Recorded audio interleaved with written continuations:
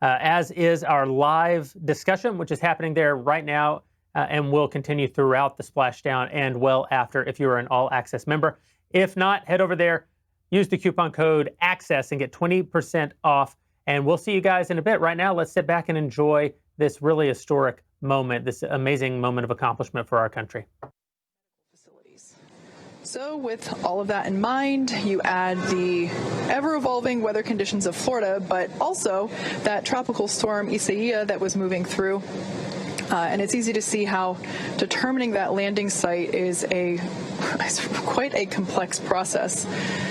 Since Dragon is capable of splashdown on either side of the Florida Panhandle, we in fact have two identical and fully equipped recovery vessels ready to support. One in the Gulf of Mexico, which is what we're utilizing today, Go Navigator, and the other located off the east coast of Florida, able to service landing sites in the Atlantic Ocean. That one is Go Searcher. Like I mentioned, today we'll be splashing down in the Gulf of Mexico, just off the coast of Pensacola, Florida.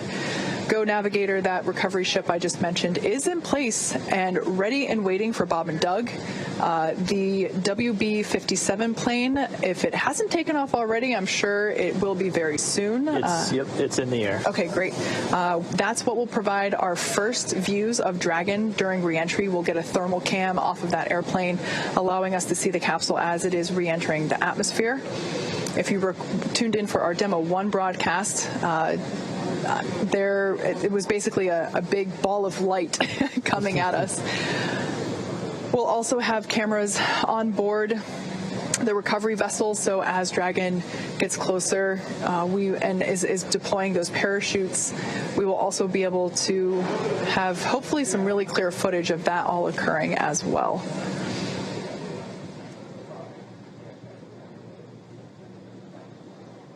All right, so Dragon's altitude continuing to dip. Right now about 174 miles over planet Earth. We're under 11 and a half minutes from where we expect to hit entry interface. So that's where Dragon will really start feeling the effects of being in a denser atmosphere. And then we are still tracking that blackout to come right around that same time.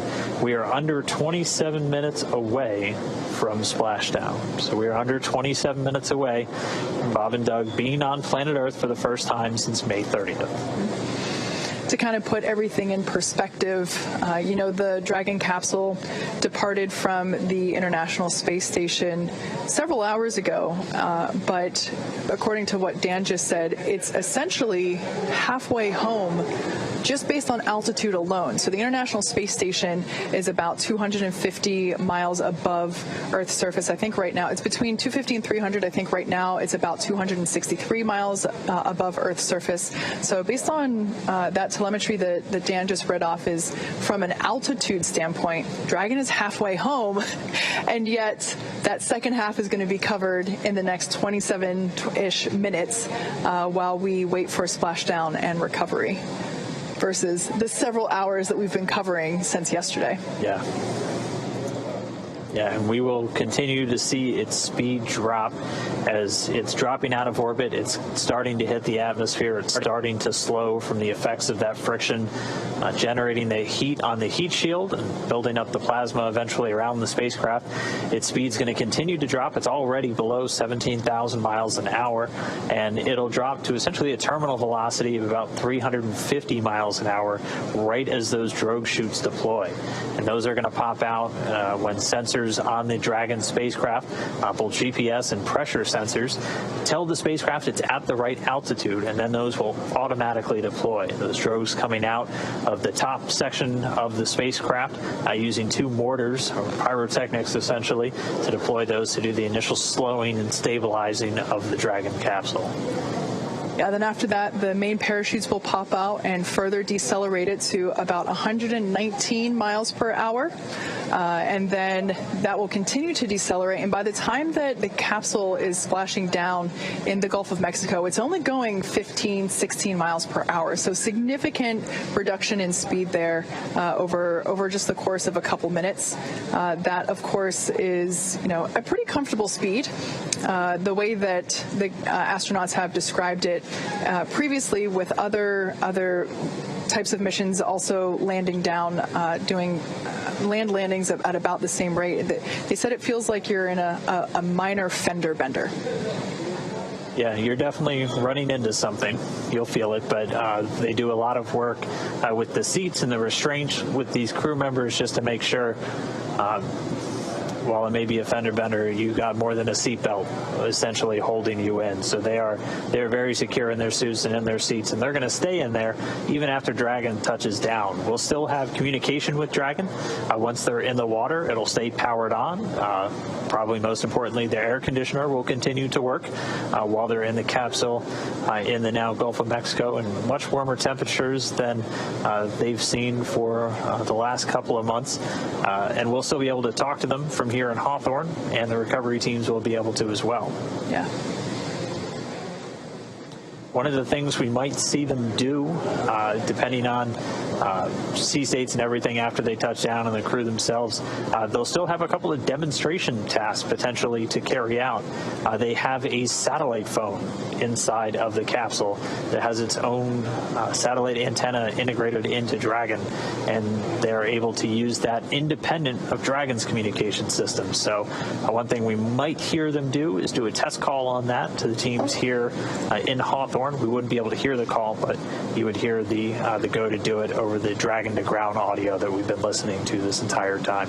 So still have a couple of demonstration steps, essentially, as, again, this is a test flight. This is the flight to really prove out Dragon systems, to bring crew members from Kennedy Space Center to the space station and return them safely to Earth. And so far, we have had a flawless ride downhill. We've completed the deorbit burn. Dragon is continuing to drop down. It's right now at about 132 miles over the Pacific Ocean. Pretty soon we're going to see its ground track cross over Central America, out over the Gulf, culminating in that splashdown in the Gulf just off the coast of Pensacola.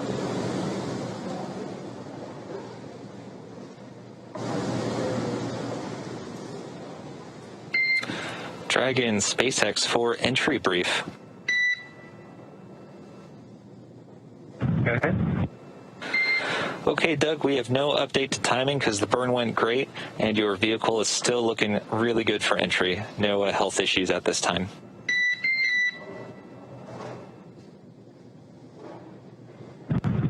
Okay, Dragon copy. Thank you. In addition, the recovery team is go, and the weather is still great. Winds are about 2 knots and waves about 1 foot. From the ship, they're reporting very calm. How copy? Copy. Good weather at the landing area. Thank you. Okay, and last piece is that we do expect some additional RADICOM during entry prep 2 due to vehicle attitude. So if you can get us your entry check report a little bit prior to entry prep 2, we'd appreciate it. Copy. We'll go. Okay, thanks, Doug. So there we just had a bit of a briefing between Mission Control and Bob and Doug up in Crew Endeavour, just confirming with them that the deorbit burn was great and that the timing on their pads doesn't need to be updated. We are able to upload new trajectory calculations, including times that remain live depending on how the burn goes, and at this point in time, those don't need to be updated. It is important that they do remain accurate because Bob and Doug, their primary mission right now is to continue to monitor the vehicle status and telemetry and data being presented to them on their touchscreen displays in front of them, and so during the more dynamic events, they certainly want to be aware when things like parachute deploy will be happening and when splashdown is expected. So making sure that the timeline of events, the sequencing is accurate is certainly important in order for them to stay aware and updated of upcoming events. Just another quick position check. Dragon still out over the Central Pacific. down to about 108 miles in altitude. We're expecting that entry interface to come up in the next 4 minutes or so. Again, at that point, Dragon should be at an altitude of right around 62 statute miles, or about 100 kilometers, and that's when it really starts to feel the effects of the atmosphere. It starts to experience the lift and drag and other atmospheric effects it's been free from while flying in the near vacuum of low Earth orbit. So continuing to drop in altitude, still looking for an on-time splashdown. Should just be about 19 minutes from now.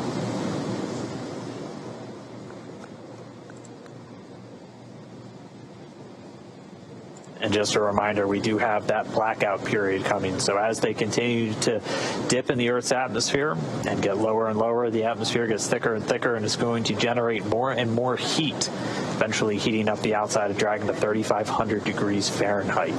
And as it hits that peak heating, it'll also be forming a plasma around the spacecraft. So we do expect to lose comm for about 6 minutes. SpaceX Dragon crew entry preps are complete. SpaceX copies. Entry prep complete. Thank you. The call from Spacecraft Commander Doug Hurley, entry preps are complete. So they are on board, they are monitoring, they are ready to come home.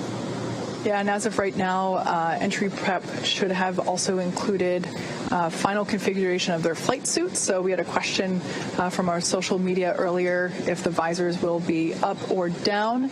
Those visors should be down at this point as part of that entry prep check.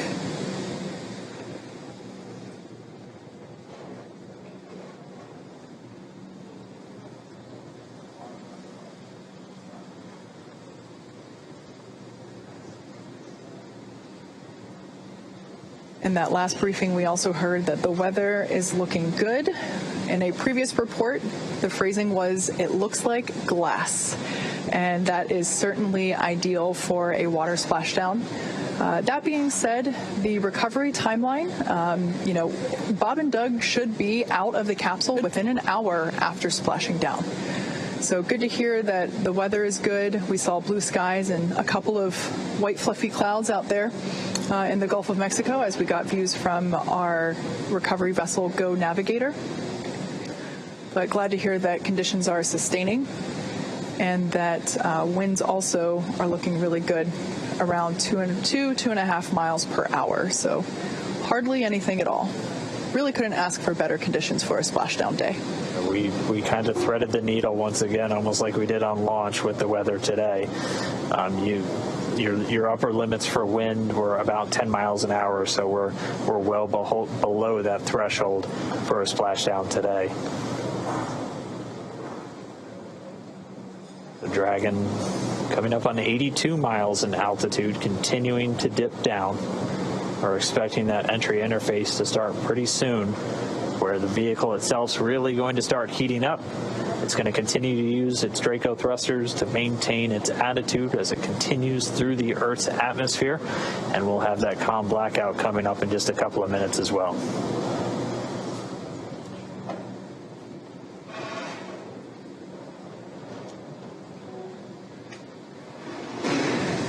The cabin purge has started again. This is when they're going to flush the cabin of Dragon with cooled air. They're also going to do a suit purge, running cooled nitrox through the suits for Bob and Doug just to keep things at a comfortable temperature for them as the capsule goes through the re-entry and starts to heat up.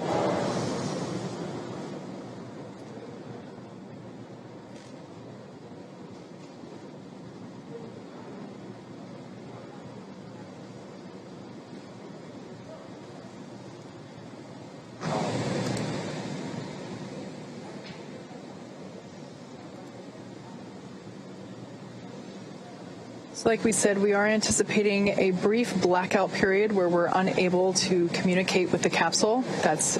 We're expecting that to start in exactly 3 minutes. That will last for 6 minutes total, and during that time we will be unable to command the vehicle or receive telemetry. That being said, Dragon is designed to be fully autonomous, so it's driving itself anyway. So Bob and Doug will stay fastened in their seats. Like I said, that anticipated loss of signal, or as you'll hear it called LOS, is anticipated to last for just 6 minutes. During that blackout period, the capsule will encounter what's known as entry interface. This is when the capsule is now really in the Earth's atmosphere and beginning to be subject to aerodynamic forces. This is also when a lot of that friction will begin to build up and raise the external temperatures. Dragon SpaceX, we show 2 minutes until predicted calm blackout. We will see you on the other side at 1842.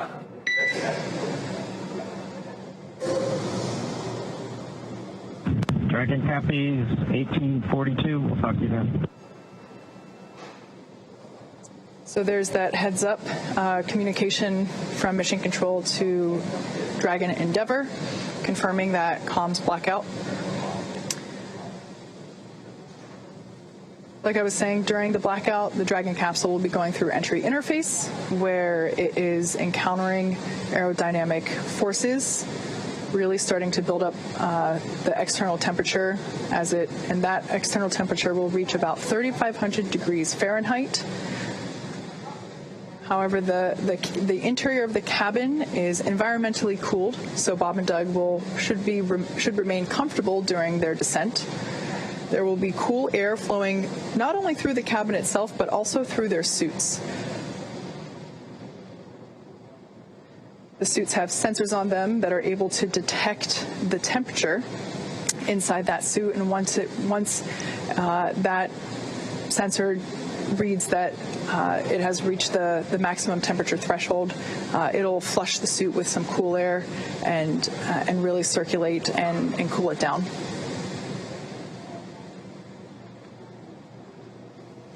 All right, well, we are right around that estimated blackout time. As we heard the call, we'll see them on the other side, expected to regain that communication at about 42 minutes after the hour. So for these next 6 minutes, they're already less than 60 miles in altitude. And this is when the capsule is really heating up during that reentry, reaching temperatures of around 3,500 degrees Fahrenheit. As again, you're essentially hitting the atmosphere more than 17,000 miles an hour, and the friction building up that plasma around the spacecraft. And that's what's going to prevent us from talking to Bob and Doug or getting data back from the spacecraft for the next 6 minutes. Its flight computers are in control, though. It's going to continue to maintain its appropriate trajectory and attitude, having attitude determination devices on board the capsule, not reliant on communications with satellites. And it's going to continue dragging down the correct path for this splashdown off the coast of Pensacola. So we are in that blackout period. We're going to continue to stand by until we get them on the other side.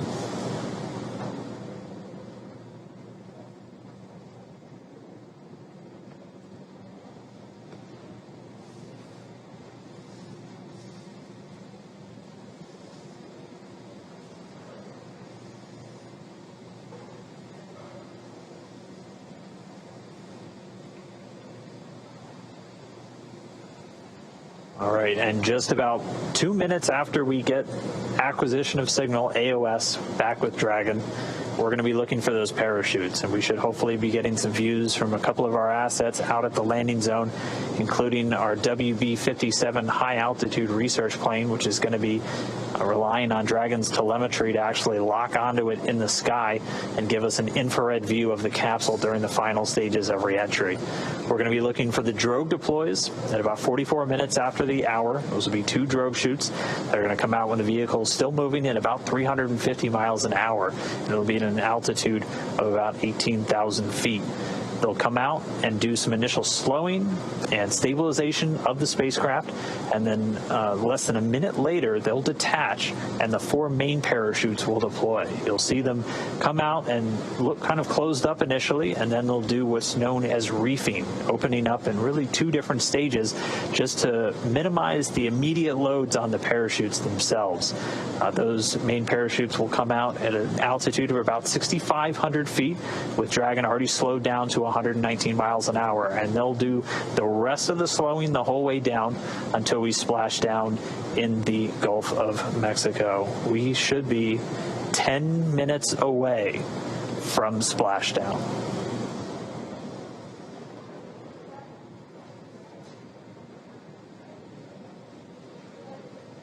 So right now we're getting our cameras on the WB-57 airplane, which is in the area, getting those cameras ready to give us our first glimpse.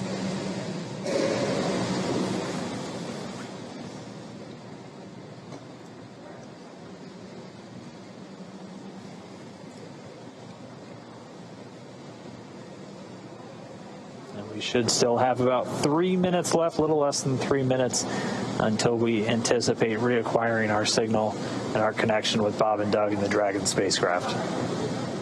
If you're just tuning in, we are in a blackout period that we were expecting.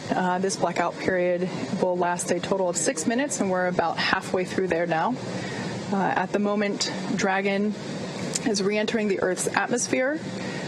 And due to the plasma building up on the exterior of the vehicle, we're unable to communicate or send commands, but Dragon is fully autonomous. It is steering itself. And right now, Bob and Doug are flying home.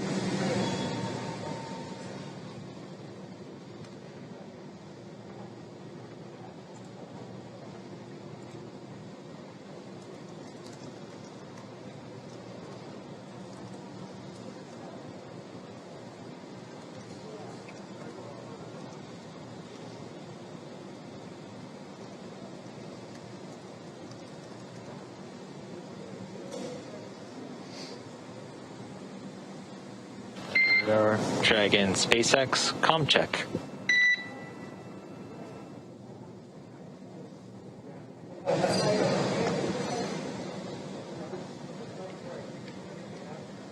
So we're still inside that anticipated blackout window. It does look like we are getting maybe some sporadic data starting to peek through. This is why you heard that communications check with the spacecraft.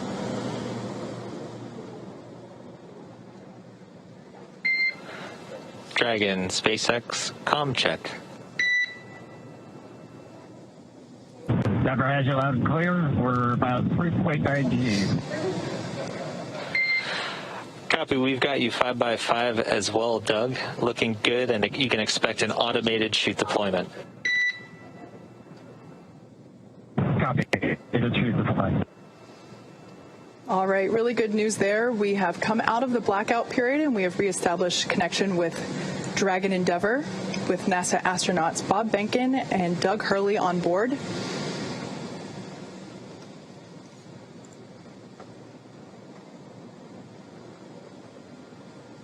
We were able to reacquire that communication a little bit earlier than expected, and now we are just waiting. We should just be about 2.5 minutes away from that initial drogue chute deploy. Yeah, 2 minutes and 26 seconds. AGPS has converged. Copy that. You may have heard earlier that Bob and Doug are currently experiencing 3.5 Gs.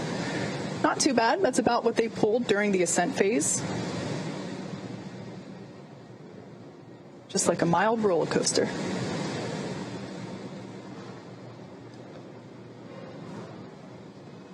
So the vehicle is now over the Gulf of Mexico.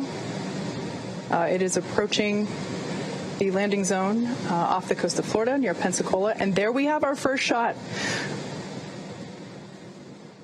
There it is. The first view from the WB-57 airplane.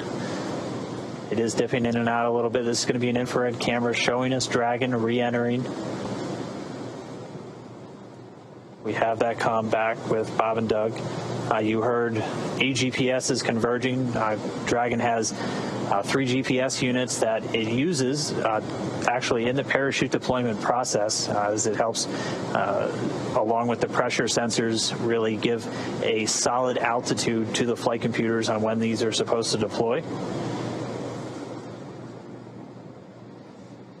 We're standing by for the drogue chute deployments. We should be just under 5 minutes away from splashdown. Passing 15 kilometers, brace for Drogue window. Copy, we're braced. Just about 14 kilometers in altitude, 8.4 miles, continuing to descend. There on your screen, we have a shot of the capsule as it is preparing to deploy those initial parachutes, the Drogue parachutes. Again, these parachutes help slow the vehicle down even further and help stabilize in preparation for main chute deployment.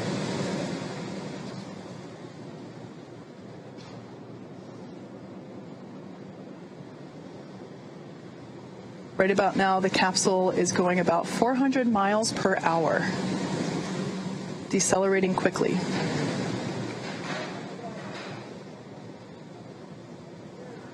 And standing by for Drogue deploys.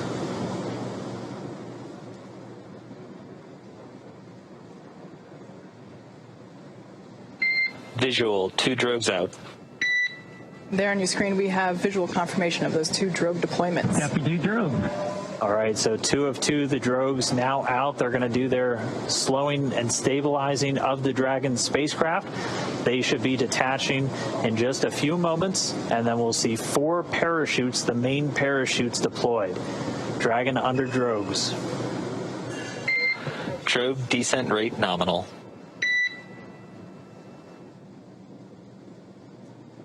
So the expected descent rate, the expected velocity under the Drogues nominal, we're right at around 150 miles an hour and already dropping. You can see the Drogues now detach. And there we have confirmation of deployment of the 4 main parachutes. We are visual on 4 chutes out. We are visual. 4 main parachutes Copy, deployed. 4 main.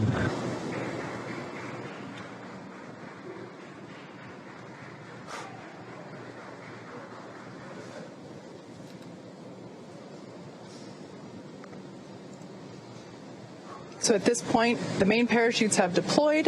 They are inflating, as you can see there on your screen, continuing to slow Dragon down significantly. We are anticipating splashdown in just under 2 minutes and 30 seconds. And we've already slowed the vehicle down to about 16 miles an hour. It's already less than a kilometer in altitude.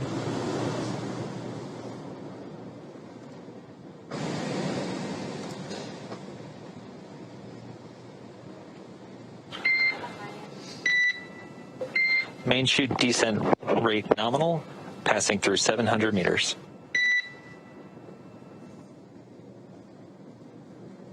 So at this point, Dragon has saved all propulsion systems on 600 board. meters. 600 meters. And we're 600 meters above the Gulf of Mexico. Should be approximately 1:30 from splashdown. Mission control team here in Hawthorne has reported the precise landing coordinates to the recovery team. They are standing by, ready to go get our space dads. 100 meters.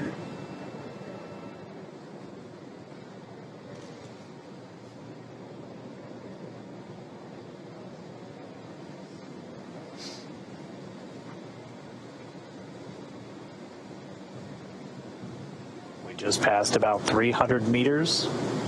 1 minute till splashdown.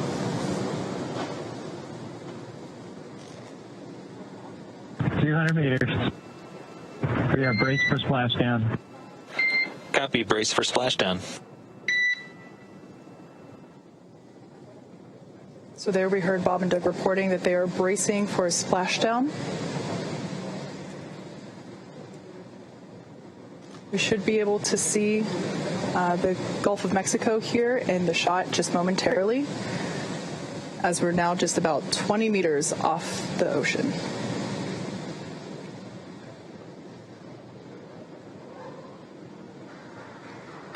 Splashdown. As you can see on your screen, we have visual confirmation for splashdown. SpaceX copies and concurs. We see splashdown and mains cut. Dragon Endeavour has returned home. The NASA astronauts Bob and Doug. On behalf of the SpaceX and NASA teams, welcome back to planet Earth, and thanks for flying SpaceX. All right, truly a historic day for the American space program. Astronauts Bob Behnken and Doug Hurley are home, safe and sound. Splashdown has occurred just moments ago off of Pensacola, Florida. Come on over to dailywire.com and talk with us about it. But you can only do that if you're an all-access member. Use coupon code ACCESS to get 20% off. We'll be right back with our exclusive all-access over at dailywire.com. God bless America.